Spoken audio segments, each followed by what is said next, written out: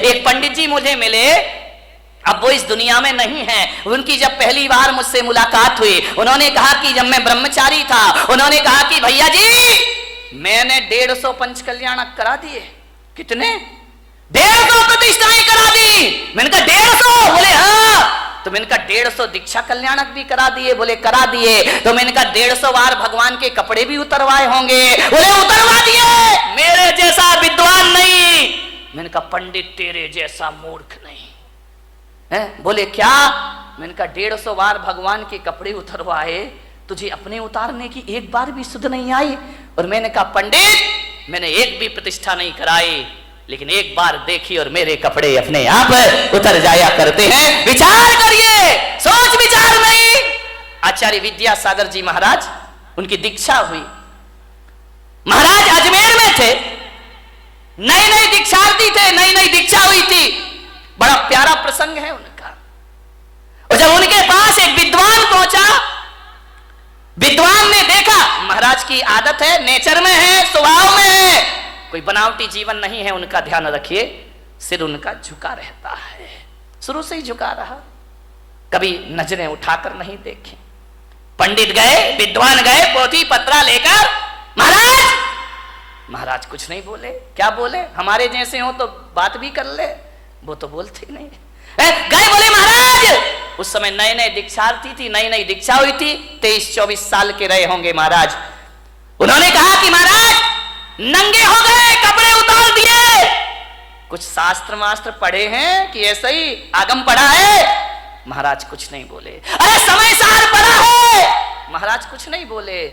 बोले बस कपड़े उतार के बैठ गए, रोटियां मिल रही हैं समाज की, आराम से जय जयकार, ख्याति लाभ। समय सार पढ़ाया आपने? जब 3 बार उसने बोला तो महाराज ने कहा अब तो जवाब देना जरूरी, अब बहुत ज्यादा पानी सर से ऊपर हो रहा है। उन्होंने कहा बोलो पंडित जी, क्या बोलना चाहते हो, क्या पूछना चाहते हो? उन्होंने कहा समय सार पढ़ा है। महाराज ने कहा तुमने पढ़ा है? बोले हाँ। बोले कितनी बार? बोले 108 बार। बोले 108 बार समय सार पढ़ लिया? बोले पढ़ लिया। आचार्य से पूछा आपने पढ़ा है? महाराज ने कहा पंडित जी हमने तो 108 बार नहीं पढ़ा है, हमने एक बार पढ़ा और कपड़े उतर गए, और तुम 108 बार पढ़ रहे हो और आज तक कपड़े उतारने की सुध नहीं है, आज तक संन्यास की बात नहीं आ रही। क्या पढ़ा है तुमने? हमने एक बार पढ़ा और जिंदगी बदल गई। तुम जिंदगी भर पढ़ते हो और तुम्हारे जीवन में कोई परिवर्तन नहीं हुआ करता है। ध्यान रखिए, संन्यास झटके में होता है। जिस दिन भाव बने तुरंत प्री प्लान नहीं, आज नहीं। कई हैं लेंगे महाराज बुढ़ापे में दीक्षा ले लेंगे, अभी क्या पढ़ा बाद में ले। एक बच्चा मेरे पास आया, बोले महाराज मैं दीक्षा लेना चाहता हूं, आपके साथ चलूं? मैंने बच्चे को देखा, छोटा सा बच्चा था। बोले आपके साथ चलूं? मैंने कहा पक्का बता? बोले हाँ पक्का, मैं ब्रह्मचारी बनना चाहता हूँ। बाजू में दादाजी खड़े थे 70 साल के। बोले महाराज इसकी बातों में मत आना। मैंने कहा क्यों, क्या हो गया? अरे बोले क्या पागलपन की बातें, ये इतना सा बच्चा कह रहा कि संन्यास लूंगा, दे मत देना महाराज। मैंने कहा क्यों? बोले छोटा है। मैंने कहा दादाजी तुम बड़े हो गए, तुम तो हो गए 70 के, अब तुम चलो। बड़े जाते नहीं, छोटों को जाने नहीं देते। अब करें तो करें क्या, विचार करिए। पहले का वो जमाना था, एक सन्यास लेता था तो उसके साथ 4-4 हजार लोग दीक्षा ले लेते थे। आज एक दीक्षा लेता है तो 4000 रोकने को खड़े हो जाते हैं कि काय को ले रिया है, पंचम काल है, क्यों बर्बाद कर रहा है, मत ले दीक्षा। बाहरे जमाना, जब बच्चा बिगाड़ते हो तो ख्याल नहीं आता, बिगड़ जाता है तो फिर महाराज तुम्हें याद आते हैं। ध्यान रखिए, सन्यास झटके की चीज, झटके की चीज। मन में भाव जगे, घर छोड़ देना। एक बात ध्यान रखना विठल भाई, विठला, घर तुम ज्योतिषाचार्य हो ना, घर प्रवेश का तो मुहूर्त होता है। किसी ने मकान बनाया, वास्तु का मुहूर्त होता है, घर प्रवेश का मुहूर्त होता है। लेकिन किसी ज्योतिष ने घर त्याग का कोई मुहूर्त बताया है क्या? ध्यान रखना, घर प्रवेश का मुहूर्त है लेकिन घर छोड़ने का कोई मुहूर्त नहीं हुआ करता है। जब तेरी डोली निकाली जाएगी, बिन मुहूर्त के उठा ली जाए। घर छोड़ने का कोई, जिस दिन घर छोड़ दो वही शुभ मुहूर्त हुआ करता है। इससे ज्यादा शुभ मुहूर्त दुनिया में कोई दूसरा सन्यास के भाव आए तुरंत ले लेना, देर मत करना, कल पर मत टालना, आज ही कर लेना, अभी कर लेना, छोड़ देना घर। ध्यान रखिए मान्यवर, दान तुरंत, भाव बने तुरंत बोलो। घर में गए तो भाव ऐसे गिरेंगे, ऐसे गिरेंगे जैसे आसमान से बिजली गिर गई हो तुम्हारे भावों में। ध्यान रखिए, दान के भाव तुरंत ले। आत्महत्या भाव बने, कौन बोला तुरंत कर लेंगे महाराज? ध्यान रखिए, आत्महत्या करने वाला सोचे कि चलो यार आज नहीं कल मर जाएंगे, वो आदमी कभी मरने, महिलाएं रोज बोलती हैं मरती थोड़ी है। ध्यान रखिए, विचार करिए, विचार करना, सोचना है। आत्महत्या करने वाला सोचे आज नहीं कल मर जाए, वो कभी मरने वाला बेईमान आदमी। लेकिन मेरा आपसे एक निवेदन है बड़ी विनम्रता के साथ, दान और सन्यास की बात हो तो तुरंत कर लेना, और मरने के विचार आए तो कल पर टल देना कि आज नहीं कल ये काम करेंगे, आज अभी हमें बहुत जीना है, जिंदगी को जियो। मरने के भाव कभी मत बनाए, जियो कितने भी कष्ट आ जाए। सीता ने 1000 कष्ट सहन किए, मरने के भाव नहीं लाई। ध्यान रखना, कभी नहीं लाई, कष्टों को सहन करने लगी। मैना ने, राम ने, बुद्ध ने, महावीर ने, पारसनाथ ने 1000 कष्ट सहे, लेकिन मरने के भाव उनके अंदर कभी नहीं आए। जिंदगी को पूरी जिंदा दिली से जियो। मैं अपने जीवन की घटना बताता हूं। जब मेरा 2003 में चतुर्मास 3 या 4 में इंदौर में हुआ, और जब मेरा चातुर्मास इंदौर में हुआ, मेरे दोनों घुटने खराब हो गए। मुझे सीढ़ियां चढ़ने में परेशानी होती। लोगों ने, डॉक्टरों ने कहा कि आप आहार में सीढ़ी मत चढ़िए, नीचे ही कमरे में आहार लीजिए। एक पूना के डॉक्टर थे, डॉक्टर संचेती करके, घुटने के मास्टर थे, अब हैं नहीं, मुझे नहीं मालूम। उनसे मेरी जांच हुई पूना में, MIR कराई घुटनों की। उन्होंने कहा घुटने खराब हैं आपके, इन्हें चेंज करना पड़ेगा। मैंने कहा उस समय मैं कितने साल का रहा होऊंगा, 35, 36, 37, 38 साल का। उन्होंने कहा आपके घुटने चेंज होंगे। मैंने कहा घुटने चेंज होने का मतलब है ऑपरेशन, और ऑपरेशन का मतलब है इस्तीफा, रिजाइन तो देना ही पड़ेगा। दिगंबर मुनि ऑपरेशन तो करा नहीं सकता है, अस्पताल में एडमिट नहीं हो सकता है। इसका मतलब है कि मेरी बरसों की तपस्या बेकार हो जाएगी। उन्होंने कहा आप ध्यान रखिए। मैंने कहा नहीं कराऊंगा ऑपरेशन तो बोले घुटने हैं, घिसते जाएंगे, घिसते जाएंगे, घिसते जाएंगे। जो घुटने 20 साल चलना है वो 10 साल में खत्म हो जाएंगे, आप चल नहीं पाएंगे। आप आसन लगा के ना बैठें। मान्यवर, जो आप मेरे कमरे में यहाँ पे देखते ना, मैं इस पर बैठा हूं, ये मेरा शौक नहीं है पैर में, इसलिए मुझे इस पर बैठना पड़ता है।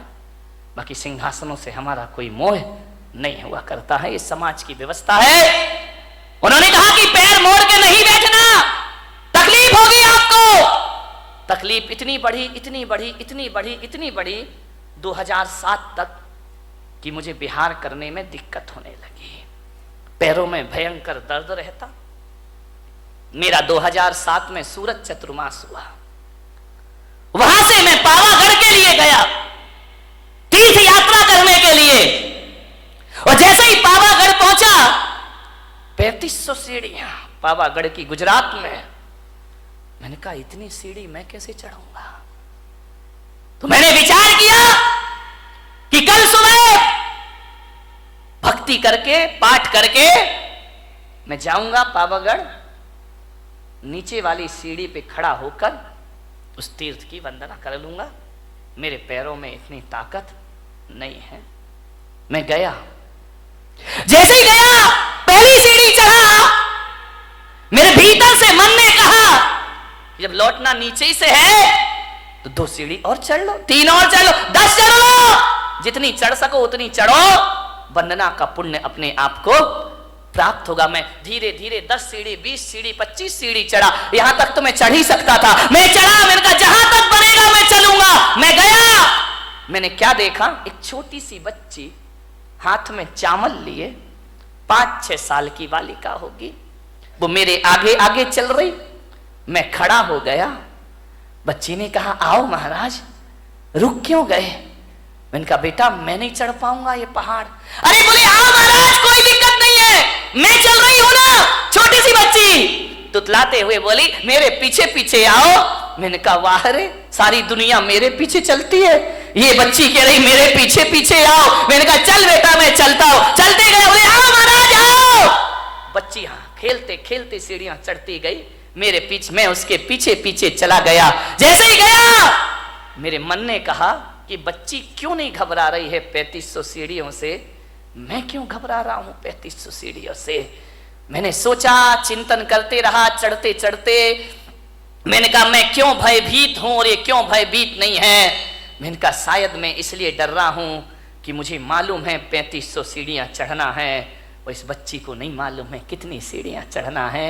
ये जो भय है, ये डर है, मेरी सोच का डर है, मेरे शरीर का डर नहीं है। मैंने कहा ये बच्ची है, ये नहीं सोच रही कि अज्ञात भय नहीं है इसको, आगे क्या होगा ये बच्ची नहीं जानती है, वर्तमान में जीती है, ये चढ़ने का आनंद ले रही है, इसे नहीं मालूम पहाड़ कितने ऊंचे हैं। मैंने कहा चलो, जब एक 5 साल की बच्ची चल सकती है तो मैं क्यों नहीं चल सकता हूं, मैं भी चढ़ूंगा। लेते गई वो बच्ची, महाराज आइए पधारिए।